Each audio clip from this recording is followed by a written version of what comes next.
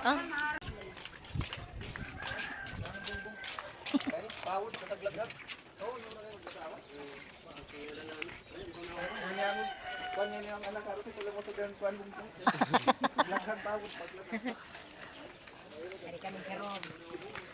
Oh, pwede di kaya ni Ayla tiksitan ngayon. Duman na ni Ayla. Na, pagyakan. Hello. Di na, tapos na po kami ng aming Bible study didi ha Barangay Hiyaan. First Bible study didi ha Barangay Hiyaan. Pag maupinganit panahon kaluoyan every Friday. Yeah. Pwede na po kami didihin. Dili. Bible study. Marcolis daw. Ha? Marcolis. Ano Win? Kaya pa Win? Kasi manong babaktas. Kasi manong babaktas.